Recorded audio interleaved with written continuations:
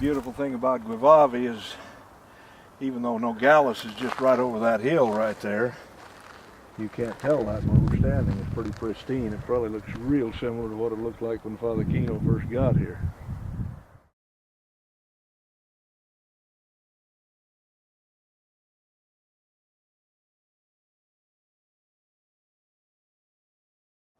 Probably next year maintenance will have to get back out here and put a new mud cap on.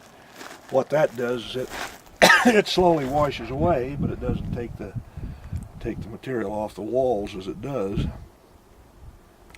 Then after the archaeological dig in 1991, they came back in and reburied it, of course, but they landscaped it so the water hits about where you're standing and it runs out that way, or it runs out this way and it's carried away right quick. The ground is higher as you go up to the walls, which keeps it away from the walls so that they don't deteriorate from the rainwater. Because there's not a lot left above ground, even though there's 5 feet underground, what's left above ground is not a lot. We keep it here as long as we possibly can.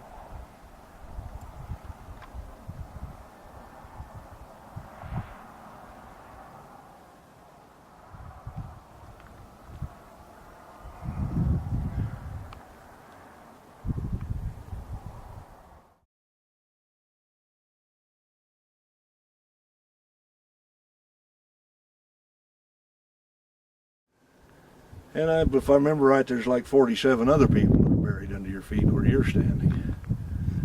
A lot of folks that died out here, and some of them killed by Apaches. Most of them just died of old age or some disease or whatever, but they had some status with the church. Either they were, like Salvador Saati, he's buried out here. He was actually a Nihora Indian, and he was very active in the church, and so they buried him inside the church when he died. Some of the choir members and then various Spaniards who were important in the Spanish community are buried under your feet there.